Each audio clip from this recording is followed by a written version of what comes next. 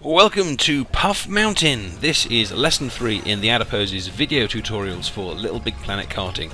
In this episode, I'm going to be showing you all about shortcuts, branches, breadcrumbs, tunnels, placing objects, and loads more. So let's get racing.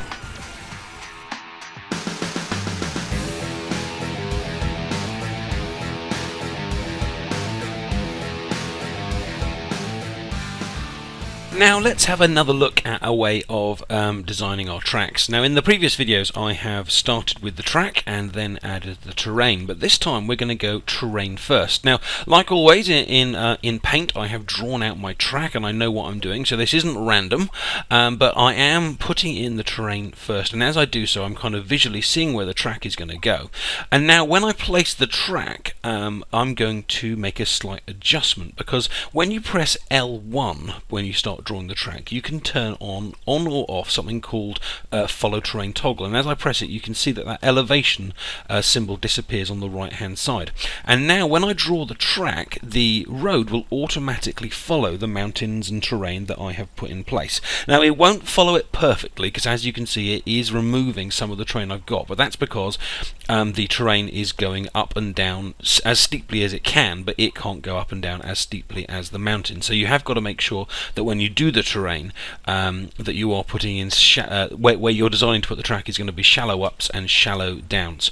And as I go through you will see that I haven't touched the elevation button, and yet my track is going up, and in a minute my track will go down. And as I'm drawing it in my design, I'm deliberately trying to take the route that is going to give me the shallowest slopes, so it's going to give me some interesting corners, and it's going to give me some but it's going to keep my terrain in place as well. Now the huge advantage of this is that when you actually come to drive through this track, it's going to feel so much more natural than it did before, just as if an architect has put a long winding road through a series of mountains, because you're going to have a lot more kind of ups and downs, you're going to have a lot more kind of natural banks, and it's just going to feel a lot more like this track is part of your environment rather than that your environment is part of your track.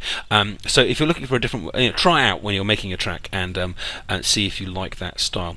Now in the same way I'm going to add a kind of sea and river section to the track as well. This is going to help first of all in terms of scenery, but also in terms of the gameplay.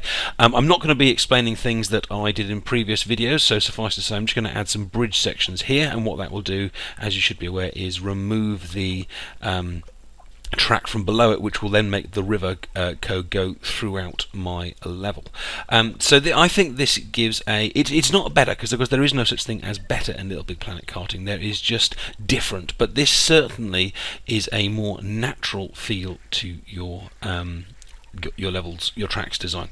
Now there are only 8 different colour terrains when you actually want to paint your terrain, and I was trying to make my mountain hit mountains here, but there just isn't that many different colours, and none of them really suited my mountains. So I've got a few options. First of all, one of which is stickering, but if you didn't know, if you actually change the background of your level, so which zone it is in, that also changes the 8 terrain colours that are available to you as well. So as you can see, as I change the terrain, that mountain turned bright blue. I've got a completely different green here, and as you go through all of the different backgrounds, you've got a completely different set of terrains. And of course that means that one track can have many different looks, and again, it's not better or worse, it's just different styles.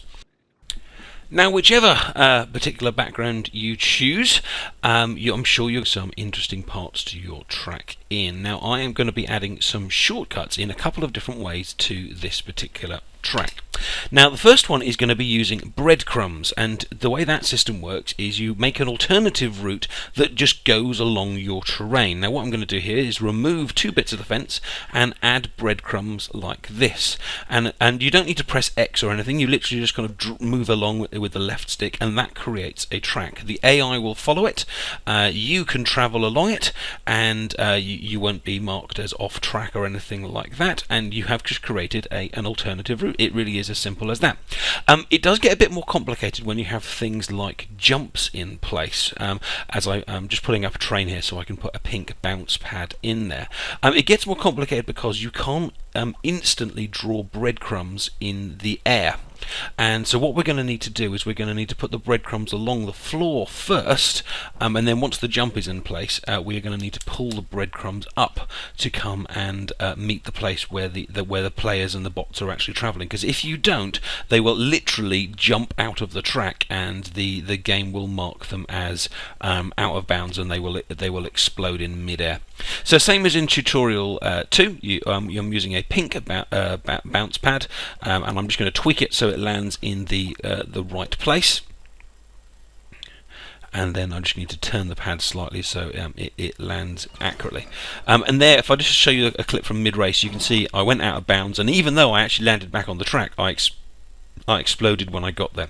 So I'm going to add breadcrumbs like I did before, but I can't put them up in the air straight away. And now I'm going to go back to the breadcrumbs tool, and you'll have an option that says edit existing breadcrumb trail, and you can actually make them bigger and smaller. You can move them left and right, and you can move them up and down. Now the bigger and smaller one is very important as well, because if you wanted to have a it doesn't have to be the size of your track, because if you're going across wide open terrain, you simply make the breadcrumbs bigger, and the player is allowed to go over a wider area of your track.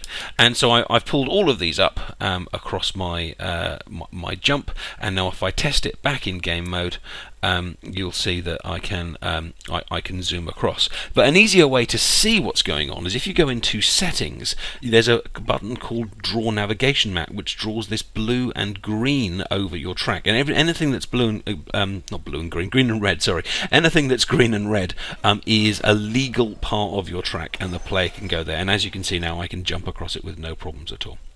Now the second way of making a shortcut is called a branch, and what this does is it actually creates more track just like the original road. So you choose the tool, and you choose a start point, and you choose an end point, and the game will automatically generate track between those 2 points. It will try and take the most direct route, but then you can edit it. You'll go into the re-roll track button section, and you again choose a start and end point, and you can draw this branch just as you would your original track. However, using this method, you can't actually edit the start and end points. If you ever want to do that, you actually need to come back to the branch section, go to that section and click delete branch if you want to do that. You can only actually edit the track between the start and the end branch. But once the start and end is in place, you have now created a completely legal part of your track. The AI will use it, and you have 2 alternative routes. Now the AI will usually take the quicker of the 2 routes, so it is up to you to try and make sure that both routes are equally appealing in terms of speed, and that might be by adding things like boosters or whatever. Now let's make this breadcrumb section over here a little bit more perilous by fiddling with the train here, because obviously you don't want to make one route simply easier and better than another. So you can normally increase the difficulty on the quicker route, which I think is a good gameplay technique to use. Now we're going to be adding some power-ups to the course, as we normally do with music and boosters and things like that. But one thing you can do to actually speed up this process of adding things that you add to every single track is actually make some custom items or custom objects. So I'm going to put the 4 weaponators down as I normally would, but this time I'm going to go my goodies bag and do capture object. Now, unlike LittleBigPlanet 2, you can't draw a box around it. You actually have to select all the parts. But once you select all the parts, you then press X, and it will make a kind of a photo style noise, and I now have some kind of an object in my poppet, which I'm going to rename guns, and I'm going to keep this forever and ever and ever, and it's going to help me. It's really going to speed up me being able to put guns down on the track, evenly spaced, and at the approximate width of the track as well. So yeah, that should help to give my track a more professional look to it. Now, always thinking gameplay as well. Don't just put down your guns randomly. What I've got here with my shortcuts is I've carefully designed it so that if you take the first shortcut, you can't take the second shortcut, and if you take either shortcut, you can't pick up these guns. So at the end section of the race, the player really has to make a choice here about do they want the first shortcut over the terrain, the second shortcut over the jump, or do they actually want the weaponators to be able to take out their opponents. Now let's do some drawing with some materials, because we haven't done that yet in these lessons, and it has to be said, drawing with materials in LittleBigPlanet Karting it's really not pleasant. I keep moving things around randomly, not ways I want to. I keep making them thicker and thinner without wanting to. They're hard to turn. It's annoying, but it is possible. But it will be prepared to bite your fingernails off a few times before you get it right. It essentially works the same as LittleBigPlanet. You choose a material, you choose a shape to draw with, and then you hold down the X button and you can draw with it. But unlike LittleBigPlanet 2, your shapes will go through the terrain as if they weren't there, unless you change certain settings. But you can draw the shape, and then you can come back out one step, choose another shape, and then you can use the second shape to then add to that original shape or delete things from it. But be careful, because once you actually come all the way out of the shape, then you have to carefully select the shape again and click Edit Shape before you can draw on it again. It's the same as LittleBigPlanet in that you press X to add to a shape, and you press triangle to delete from a shape. And what we've done here is created a very simple but pretty decent looking tunnel in our mountain section, which is simple to drive through, made it in a couple of minutes, and will work very nicely. Another thing you can do to save yourself time is use the clone tool. Now sadly you can't just use L3 this time to clone an object. You actually have to left click on it, right click on it, and choose clone. But once you've done that, you can then it'll clone as many times as you want, and I'm going to use that to create one tunnel that it appears several times in the level to give a kind of a theme to it. Now in your bag, you have got lots and lots of custom objects, and I'm going to try and show you today how using the custom objects can add instant decorations to your level without too much hassle. And I'm going to create a kind of a foresty section over here.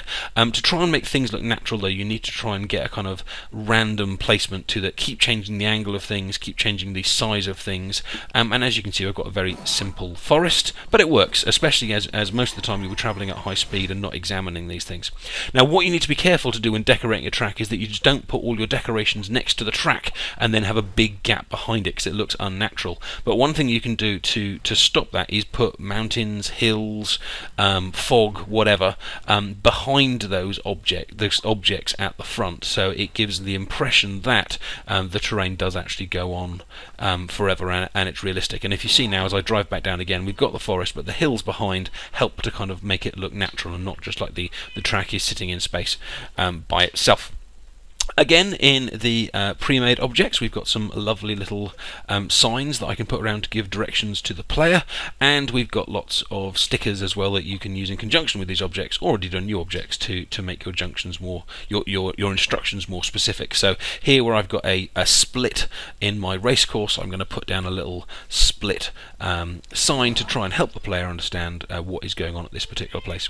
You can do the same again with again, this is a pre-made object, this arrow, and I've put a sticker on both sides, which is again, the stickering is very different in LittleBigPlanet Karting to LittleBigPlanet. It doesn't automatically wrap round, it doesn't just stick on one particular part of the object, so have a play with it. It's not, I hope they patch the stickering, because it isn't as helpful at the moment, but it's very, very quick and easy to make a kind of arrow chevron type thing for your players, especially on areas of the tracks where they might get lost.